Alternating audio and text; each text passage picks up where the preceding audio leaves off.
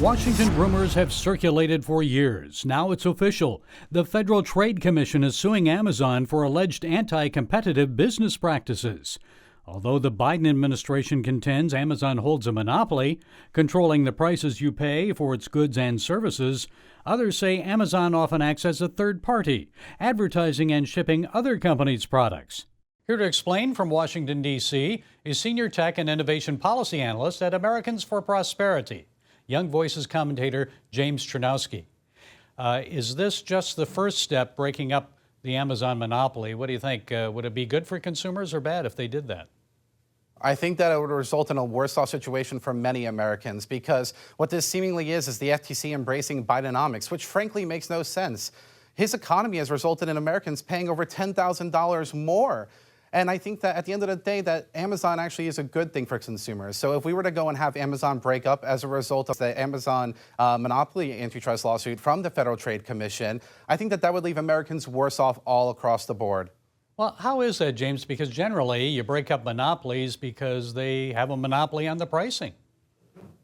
Yeah. Well, the reality is that Amazon's not a monopoly.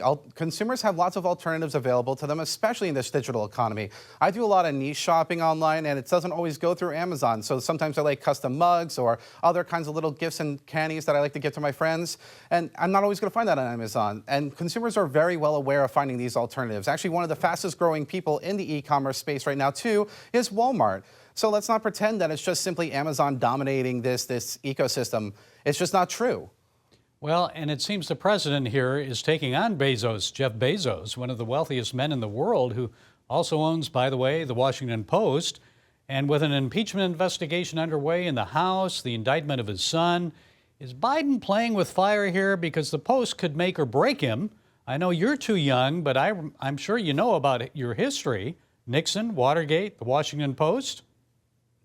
Yeah, I think that at the end of the day, that if President Biden and his Federal Trade Commission want to go and make it more expensive for Americans to go and live in this economy that he's trying to create, that's on his prerogative, and I think that it's to his detriment.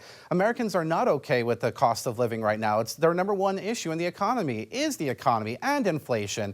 And if you want to go and break up Amazon, one of the few services that are actually keeping prices lower, I don't know what to tell you. That's just asking for a lot of pain when you're going into a re-election year. Last May, the FTC charged Amazon with violating privacy laws. Remember that one, for archiving the Alexa voice messages of children?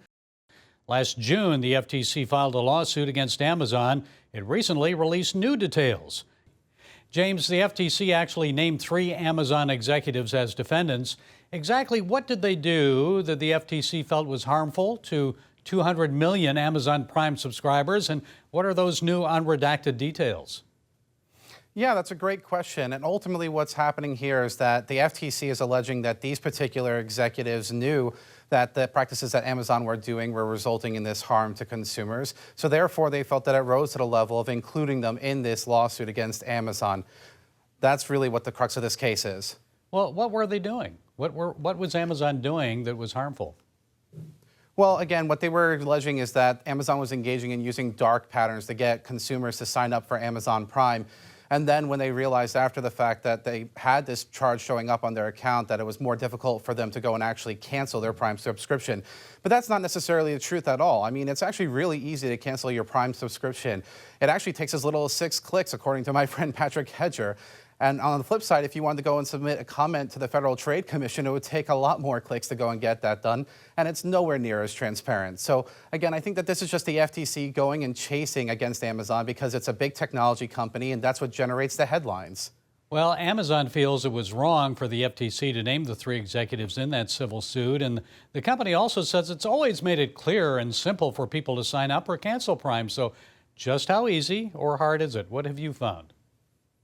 I found that it's extremely easy. I've been using Prime for years, though, and this is another point that Amazon brought up, is that even if they accidentally signed up for Prime, that the chances were more likely than not that they'd actually like the service so much that they continue using it anyway. And that's what I found for over years of using Amazon services. I've been going and having it since I was in college. It was good for me to go and get, free shipping and have access to Prime Video and some music. So there's a lot of benefits that are available to consumers. It's not like there's just this, magnificent harm that the FTC is trying to allege here. Okay.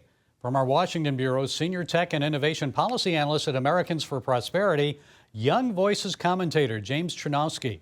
Thanks for being with us, James. We appreciate it. Thanks for having me.